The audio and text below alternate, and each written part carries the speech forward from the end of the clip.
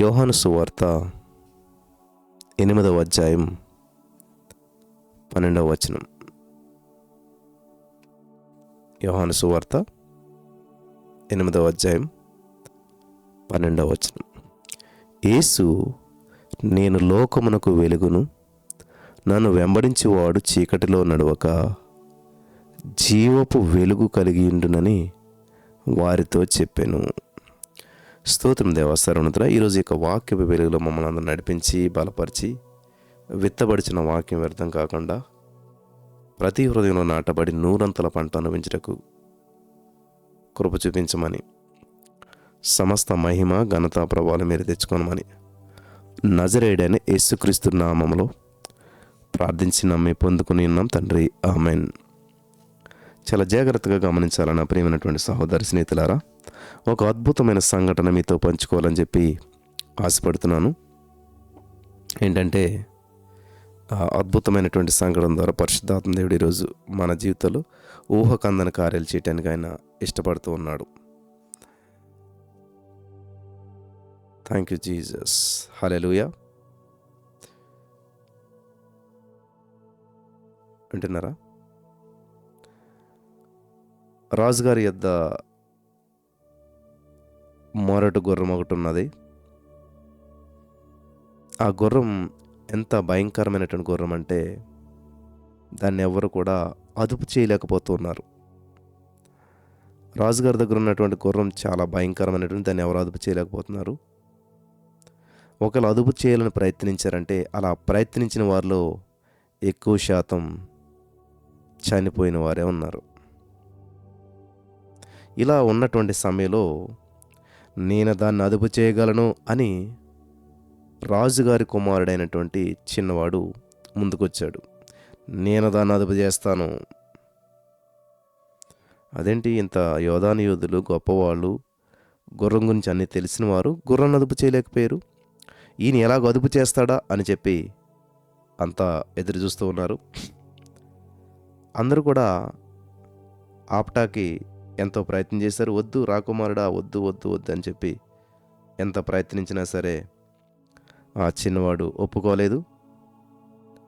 ఆ గుర్రాన్ని సూర్యోదయం వచ్చినప్పుడు ఆ సూర్యునికి ఎదురుగా నిలబెట్టాడు.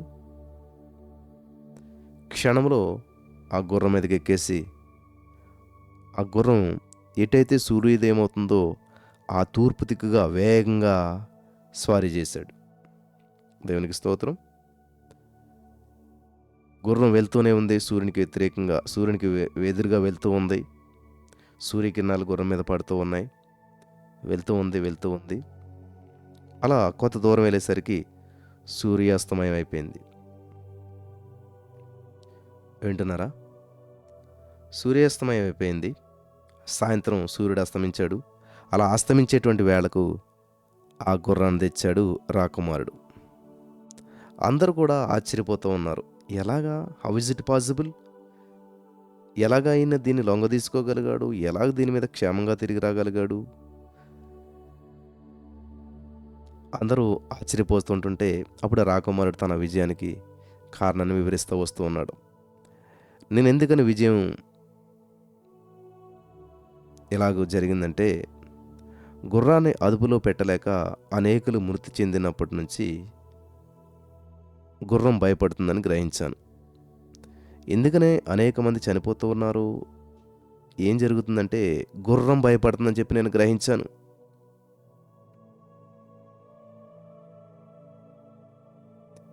చివరికి ఎంతగా భయపడుతుందంటే గుర్రం అది తన సొంత నీడకే భయపడుతుందని చెప్పి కనుగొన్నాడంట ఆయన.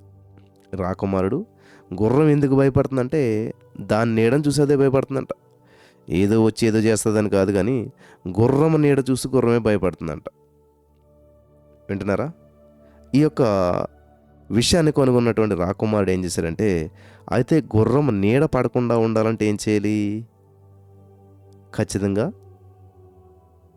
సూర్యోదయం అవుతున్నప్పుడు సూర్యుడు ముందుగా ఉంటాడు కాబట్టి దాని నీడ పడ్డా ఎక్కడో వెనకాల పడుతుంది, అది చూడలేదు కదా. అందుకని ఏం చేశాడంటే తన నీడ గుర్రానికి తెలియకుండా ఉండినట్లుగా సూర్యుని దిక్కుకే నడిపించాడు, సూర్యునికి ఎదురుగానే నడిపించాడు. హల్లెలూయా. దానివల్ల ఆ నీడ ఎక్కడో వెనకాల పడింది. దానికి తెలియలేదు, దాని నీడ దానికి తెలియలేదు. ధైర్యంతో ముందుకెళ్ళిపోయింది. హల్లెలూయా. ఇంతకీ ఆ చిన్నవాడు ఎవరనుకుంటున్నారు? ఆ చిన్నవాడే అలెగ్జాండర్. నీడకు భయపడే క్రైస్తవులు అనేక మంది ఉన్నారు ఈ రోజున. ఏమిటా నీడ అని ఆలోచన చేసినట్లయితే సందేహము, చింత, భయము, ఆర్థిక సమస్యలు, అప్పుల సమస్యలు అనేటువంటి నీడ విశ్వాసులను బాధ పెడుతూ ఉన్నాయి. వ్యాధి సంభవించిన వెంటనే చనిపోతామని చెప్పి కలవరపడుతున్నారు. మనస్పర్ధలు వచ్చిన వెంటనే ఇంకా విడిపోవుట ఖచ్చితం. ఇలా గొడవలు వచ్చి విడిపోయారు కాబట్టి మేము కూడా విడిపోతాం అనేటువంటి భయము మనిషిని ఏర్పడి చేస్తూ ఉంది. అందుకనే యోబు గారు అంటాడు కదా 3:25లో, ఏది వచ్చునని నేను బహుగా భయపడుతును అదే నాకు సంభవించుచున్నది. నాకు భీతి పుట్టించినదే నా మీదకు వచ్చుచున్నది అని యోబు గారు కన్నీటితో చెప్తూ ఉన్నాడు. యోబు 3:20 చదువుకోండి. ప్రియులారా, ఈరోజున భయపడుతున్నావా? అప్పుల సమస్యల్లో, ఆర్థిక సమస్యల్లో, జీవితం అంతా గందరగోళంలో, ఏం చేయాలో దిక్కుతోచని స్థితిలో భయపడుతూ ఉన్నారా? భయం ఎందుకు? భీతి చెందటం ఎందుకు?